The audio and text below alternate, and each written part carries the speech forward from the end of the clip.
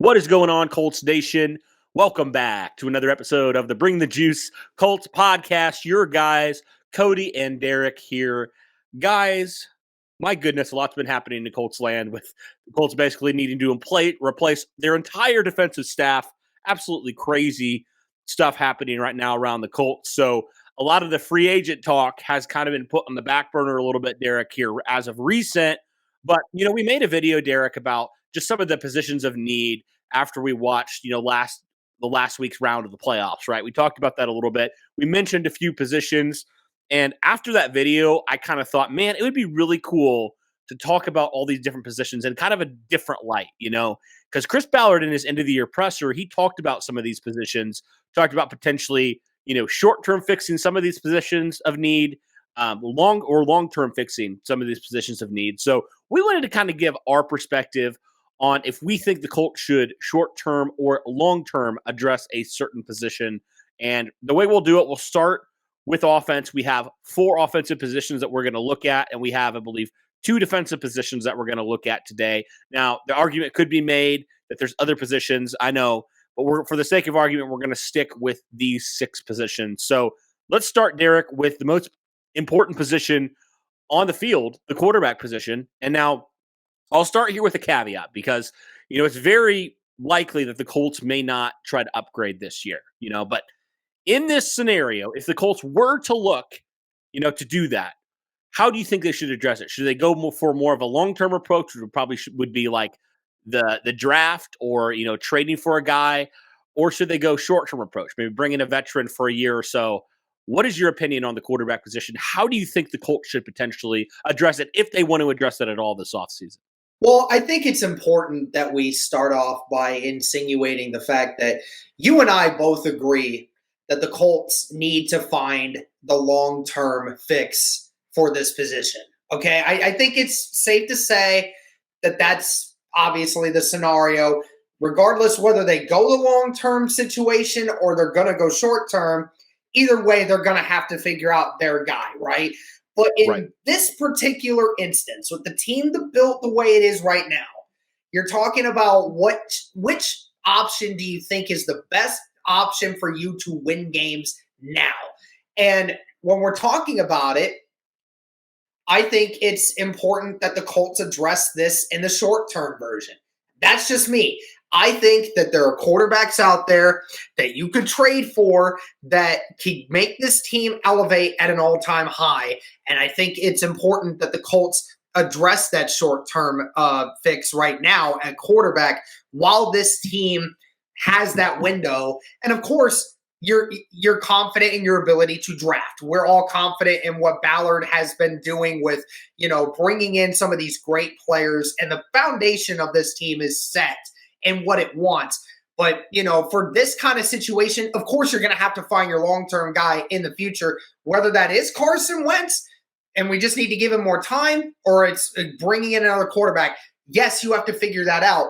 But I think that you're at a moment here when you're not a Jacksonville Jaguars, and you're not a team like Washington that needs that franchise guy at the moment to be able to win football games. This roster is built better than that.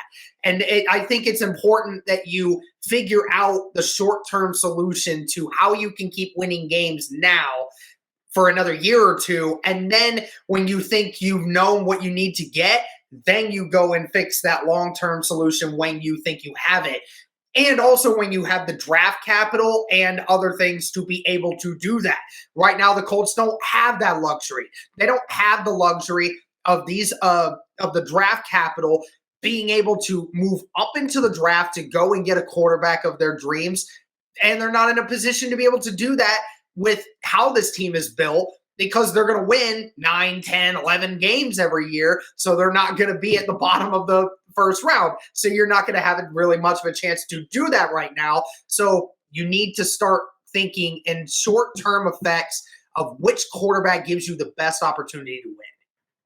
And that's essentially what the Colts thought they were doing last year when they traded for Carson Wentz, right? Because they were a playoff team last year, and they were like, hey, we could just find our guy. That's why they kind of took a chance with Wentz, traded away that first-round pick because, let's be honest, Derek, from a talent standpoint, you're not going to get probably a quarterback that's as physically gifted as Carson Wentz. Now, you very well may, but you kind of knew what Carson Wentz was. Whereas later in the first round, it gets a little murky sometimes.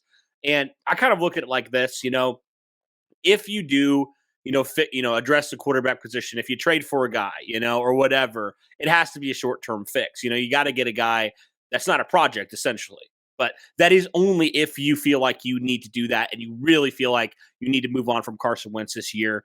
As much as Ballard said, I don't want to Band-Aid this position anymore, I almost think you kind of have to, whether it is Wentz, whether it is somebody else, at least for one more year, right? Because you think about it, next year, if there's a quarterback that the Colts really, really fall in love with, and they're like, we need to get our franchise guy, boom, you can either, basically trade away Carson Wentz, release Carson Wentz, and go get your guy. You can trade up. You're going to have more draft capital next year in order to do that if you really, truly believe in a guy. So, yeah, I think right now, unfortunately, everybody wants, the franchise guy for the next 5 to 10 years. But I think you kind of do have to short-term Band-Aid it if indeed you do address it. Because there are other positions that I feel like, and we're going to get into, I feel like you need to address now for the long term, right? Down the road, down the stretch. So, with that, let's transition to wide receiver because there is not a whole lot at wide receiver outside of Michael Pittman right now. T.Y. Hilton's a free agent. Not even sure if he's going to play this next year. He's contemplating retirement. Zach Pascal's a free agent. Paris Campbell's never stayed healthy. So you really have nothing. The cupboard's pretty bare in terms of wide receivers outside of Michael Pittman. And we talked about it on the podcast before, Derek, how, you look at teams like Cincinnati, you look at teams, even like Tampa Bay, like some of those teams that are consistently in it. And the major difference is the weapons, between the Colts and those teams. I mean, we could argue, we even said like that Cincinnati receiving core, we could argue the top 3 wide receivers are better than the Colts' number 1 wide receiver right now. And that's not okay. That's not okay with trying to give your offense weapons and trying to be able to be a playoff contender. Derek, if you want to be a playoff contender, you need to be able to move the ball when it matters. Your offense needs to be able to come through when it matters. And you have to give your quarterback, whether it is Wentz, whether it's somebody else, you have to give them weapons. So, but in terms of the sake of this conversation, what do you think for this team? Do they need to go more short-term and try to fix it? Or do they need to potentially go long-term here? I mean, I think this is one of the only positions on this team where I'm actually saying I think we should do both. I think you need to overhaul on both terms. There's going to be some wide receivers in this draft that in the second round, if you decide to go that route, you can get a guy. There are going to be a couple of guys. I know we may not get the Garrett Wilsons or the Chris Olaves or the David Bell, maybe something like that. But there are a few guys in this draft that in that second round, maybe you trade up just a little bit, a few spots to go get a guy that you want, kind of like what Ballard did 2 years ago when he traded up 4 spots to go get Jonathan Taylor. That was well worth it in the end. And that's what you maybe have to do there. And then, of course, I know everyone is saying there's a couple people in the indie media or people who follow the Colts that have said that they would much prefer the Colts address it in the draft rather than spending that kind of money on a wide receiver. Now, I just heard something about Devontae Adams and what he's potentially looking at getting this offseason. I'll save that for the stream that we have later.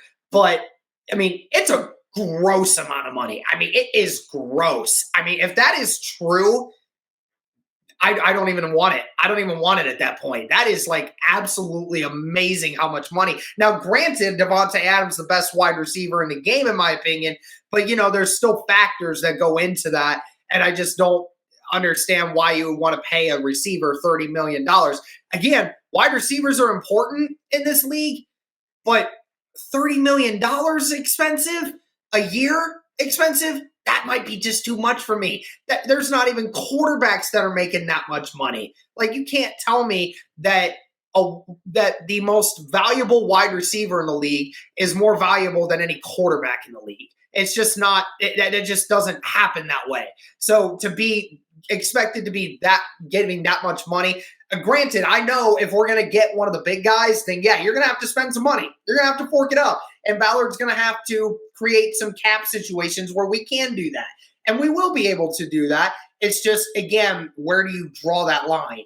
And that's, again, up for Ballard to decide. But again, like I said in my original point, I think this is something you have to double dip in, going for the short-term fix and the long-term fix. Because again, the long-term fix, if you're banking on another rookie wide receiver to come in and help your third-year wide receiver who's still just coming into his own, that may not work for you. That probably won't be enough. And you need to be able to get somebody who you know is going to come in and make that work right there, right now.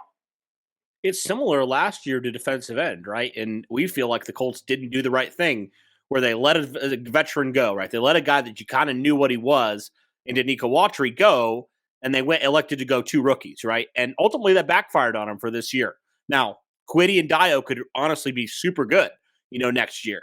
But in terms of this past season, it really hurt the team.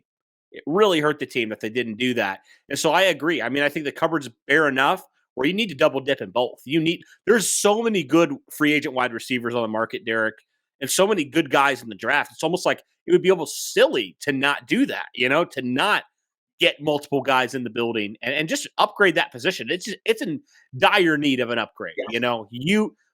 I would honestly say if you did that, you still might need to get another guy. Like that's how I guess bare the cupboard is right now at wide receiver. I think you need to address it multiple ways this year, not just one guy, multiple guys, if not 3 or 4, honestly, at this point for me. I wouldn't have an issue if they just went all out on wide receiver this offseason because they need to. They need to. And that also transitions us to tight end, Derek, because in a similar way, the cupboard's kind of looking a little bit bare too, especially if Jack Doyle hangs it up. I mean, you got Mo Alley Cox, who's a free agent, and you got Kylan Granson, who you drafted last year, that really wasn't even involved in the offense a whole lot. So you got to potentially upgrade tight end as well. The question is, how do you upgrade the tight end? Do you go short term? Do you go long term? What are your thoughts on that? I think this one's short term. I mean, this one's really obvious for me. I mean, you drafted Granson to be that long term option. That's what you need to do. And you need to get him more involved in the offense because he showed at times when he's in there, he is able to hang with those guys. And we just didn't really get him involved in the offense that much.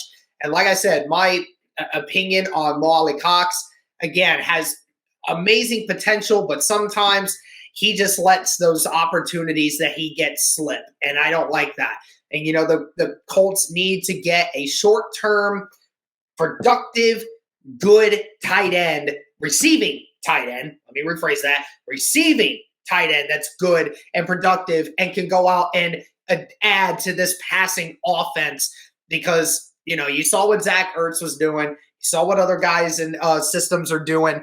I think, and who knows if Rob Gronkowski is going to be available. I mean, I think he's a free agent this year. And, with Tom Brady retiring, then, maybe that influences his decision to want to go elsewhere. I doubt it because I think he'll probably retire along with him.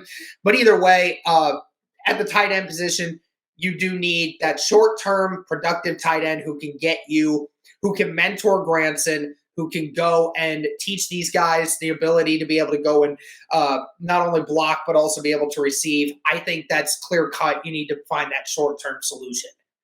Yeah, there's a couple guys like Dalton Schultz, Mike Gesicki, a couple guys that I think would fit really well into this Colts offense. So yeah, and there's also obviously more guys that you could look at the tight end position, but I think, yeah, maybe short term. It's weird because it's like short term, but it might be for multiple years. It might not just be a 1-year deal. I could see them getting a guy for 3 or 4 years, honestly, at the tight end position. I think they just need to figure that out for short term / long term. It's kind of like a medium, term kind of thing for tight end. If you do sign a guy, I would be on board with that because you kind of have band-aided it for a while too, so it's time to start ripping the Band-Aid off and doing some work at your skilled positions. Right. All right, last position, Derek, here on offense. Let's talk about left tackle.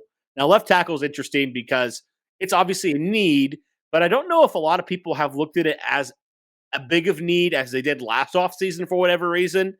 I think things like wide receiver, like quarterback, those things have kind of taken precedence over left tackle. Now, Ballard kind of mentioned left tackle a little bit in his press conference, and I kind of felt like he was sort of talking about potentially addressing it short term, like finding a free agent or something like that for a year. What are your thoughts on how the Colts could potentially attack left tackle? Well, I'll tell you what, based on what I've seen from the market, I think this is something that you might want to try to find long term, but the only problem you have with that ability is that, where you are in the draft, if you decide to draft one in the second round, I mean, what are the likelihood of that being your future left tackle, right? So it's kind of one of those situations where, you almost have to address it short term at this point because, you're not going to go draft one, especially one that's going to be, your future for the next 10 years. So you really have to kind of band-aid that spot. You feel good about where the rest of your offensive line is, whether that is bringing Eric Fisher back on a very short deal and a small deal at that. No paying $10 million again this year. And, doing that, or finding another guy in free agency that you think you could pay less money that could do relatively the same job.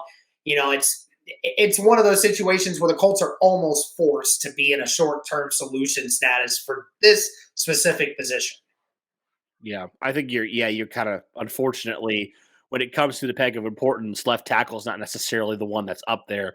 It's probably, honestly, out of all these positions we're going to look at, probably not the least important, but there's definitely a couple things that I would address first before I would go try to find a left tackle, honestly.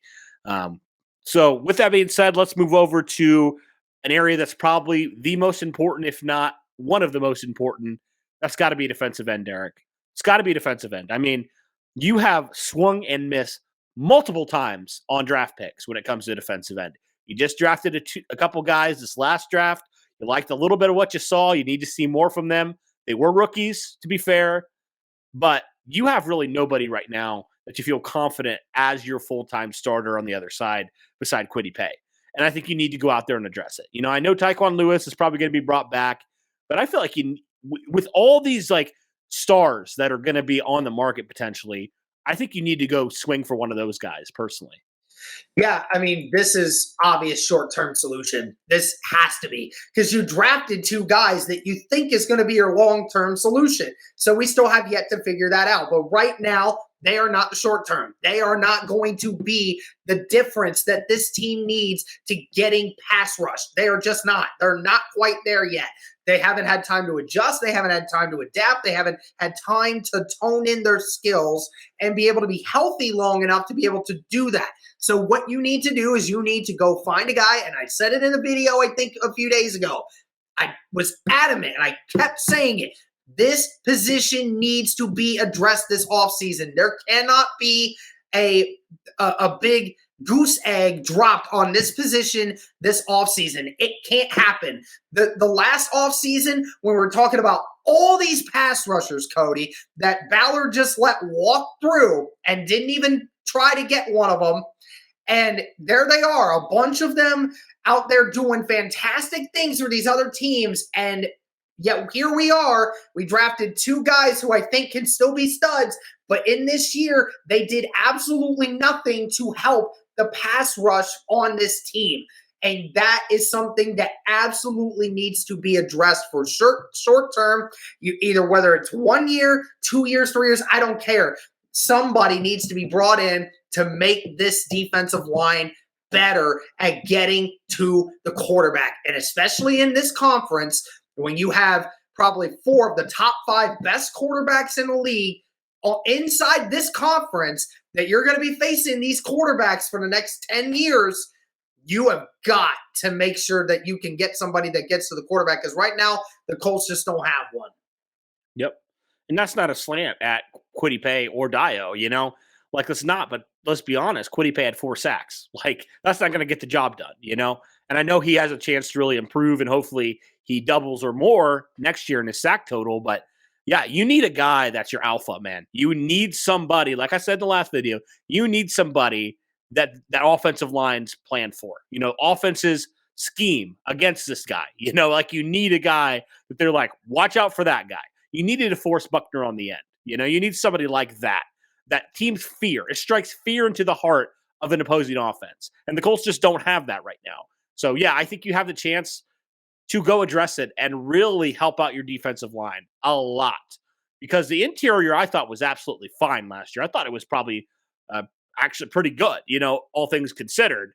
But you just felt that lack of edge pressure, like DeForest Buckner, he needs help on that defensive line. Mhm. He does. And, you feel like your defense is trending in the right direction. This is the next step in order to get them from pretty good last year to great. They haven't got there, They're not there yet. You're going to have to replace your entire defensive staff. Why not help them out? Why not help your defensive line, whoever that is, your new defensive line coach, help them out so that they don't have to continue to develop these guys, right? Like in developing these guys is big. They're going to have to do that with Quiddy. They're going to have to do that with Dio. But give them a guy, man. Give them a guy. Feels like every other position, they have a guy, Like defensive tackle has a guy. Linebackers have a guy. Safeties have a guy. Corners have a guy.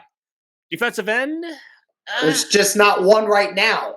There's not one No. right now. We definitely think that there's some young guys at this defensive end group that can become something.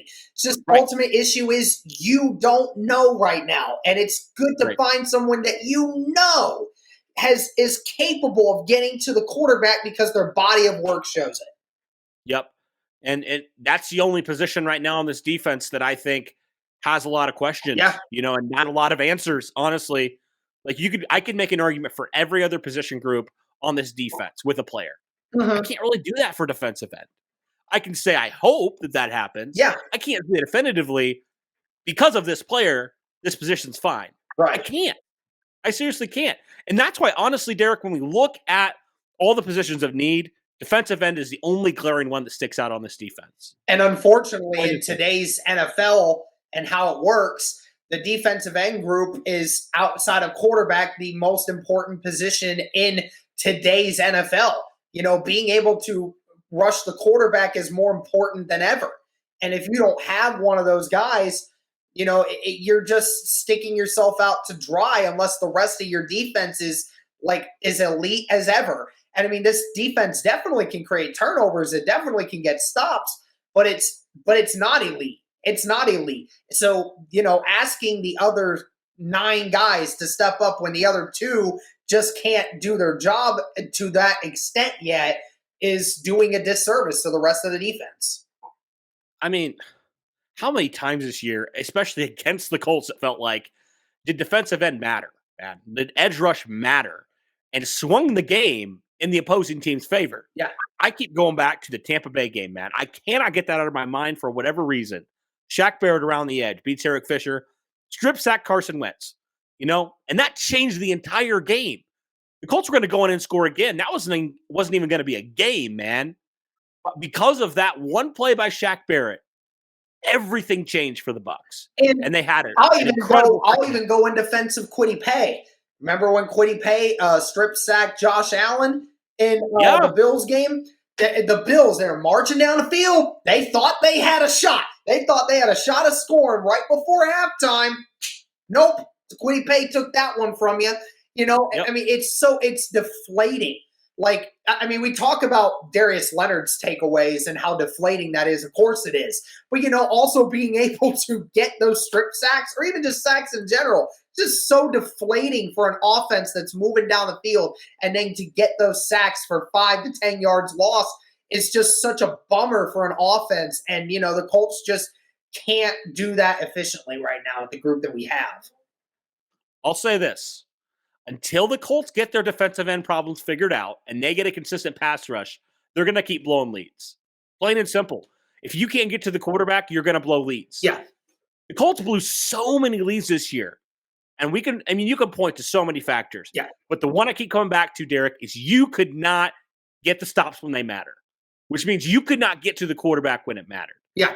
I mean, the Ravens game. I mean, how many times did Lamar get touched in the fourth quarter? Barely. Exactly. Ryan Tannehill. They didn't have Derrick Henry, so why was there no consistent pass rush on Tannehill? Tannehill's still finding A.J. Brown for 155 yards receiving. All these games that were so pivotal that late in games, we just couldn't get pressure. It's a rough thing. Even the Raiders game. Derek Carr goes down and marches out and wins that game for the Raiders, and the Colts don't have a shot on offense. Yeah. Because they had no pass rush. Once again, it's going to continue to haunt this team until they figure it out. Mhm. And if Chris Ballard wants his team to stop blowing leads, he's got to address it where it matters. Yes. Plain and simple. I don't think it's that hard.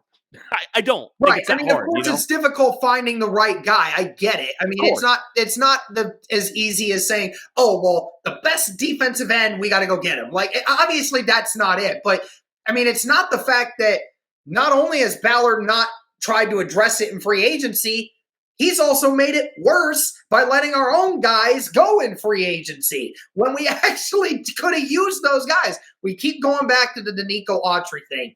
Autry, again, had 10 sacks this year for Tennessee. You know, he was pretty good. You know, you don't think the Colts would have enjoyed having Danico Autry on opposite side of Kwity Paye? You don't think that they would have enjoyed having it's not like Danico Autry was elite, but he was still a lot more consistent in getting pressure on the quarterback than what Al-Quadin Muhammad was this year for us. So, I mean, I thought that would have been better for us. Yep.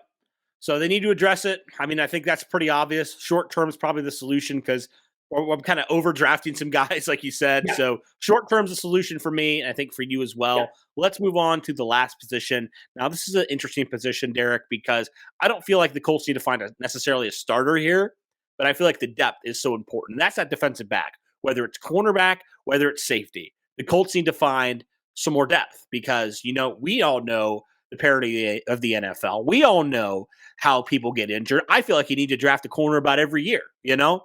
And the Colts have 3 good ones. They have 3 really good corners right now. But the question is, when Rocky Sin goes down in that Jacksonville game, who do you got? Chris Chesley, right? Yeah. Anthony Chesley. You can't have that. You can't have a guy like that, you know, who cannot play, who's getting blown out of the building by an offense that couldn't score, you know, for most of the season. Like, you just can't have that. So you got to find some guys. I think, honestly, Derek, this is for me is one that I think needs to probably be both ways. It needs to be both short-term and long-term. I think you need to find a vet. But I also think I wouldn't be opposed to drafting a guy maybe in the mid-rounds as well for corner and safety. What are your thoughts on this position or these positions, I guess? Yeah, I mean, I agree with you. You know, trying to find another corner in the draft is definitely a good sign. I mean, we found Isaiah Rodgers in the freaking, 6th round of the 2020 draft. And, you know, you see what he's doing. And, you know, we'll see if the departure of James Rowe will make that worse for Isaiah Rodgers moving forward. Because obviously he made tremendous strides this year in what he was trying to accomplish in being a corner. We'll see what happens there. I agree with you that you could try to find a more long-term solution, but I'm thinking of it in the sense of, you know, who your starters are at this point, or at least should be going forward, and seeing them try to improve. So I'm looking at it more from a short-term perspective, right? I'm thinking sign some guys. I don't care if they're guys that are on the practice squad of other teams and you think that they can come in and be those depth pieces, I don't care. But the Colts need to really invest some time in the corner depth this offseason. Because this season, my God, they were riddled with injuries. Yeah, I mean, it was bad. I mean, it's remarkable that the Colts secondary did as good as it did this year, given everything it had to battle through, which, again, is why I thought it was the most improved position of the entire team. So, you know, I think it is important, that short-term solution, to try to find whatever depth that you can get. At least that way you can see whether or not Rocky Sin or Isaiah Rodgers is going to continue to be your future at corners. Obviously, Kenny Moore, you know, we know he's going to be our nickel corner of the future, no question about it. But, yeah, I mean, the jury's still out on the young corners that we have, but I think that, you know, they've made good strides, and that's why it makes me hesitant to go long-term with that. Yeah, I mean, it's always good to add depth, though, you know, and add young depth. I'm totally fine with that at both positions, honestly. But, yeah, I do feel like there's probably going to be a few vets out there that will just help you out in that department. Yeah. That's honestly, Derek, why I would be okay re-signing TJ Carey, because he has that versatility. You know, he can play corner and he can play safety. So I just think you got to figure it out in terms of getting depth. You know, kind of what you did with offensive line a little bit. I wouldn't be opposed to getting a couple guys like that, you know, where, if/when you're hit with injuries, the drop-off isn't as huge as maybe it would have been last year. So, yeah, I think that'll do it, guys, for our look at the positions of need for the Indianapolis Colts, how they should address them long or short term. Let us know in the comments below what you think about each position group that we talked about. Let us know if you think the Colts should address them long term or short term. We want to hear your feedback. Thank you guys so much for all your support. And as always, guys, go Colts.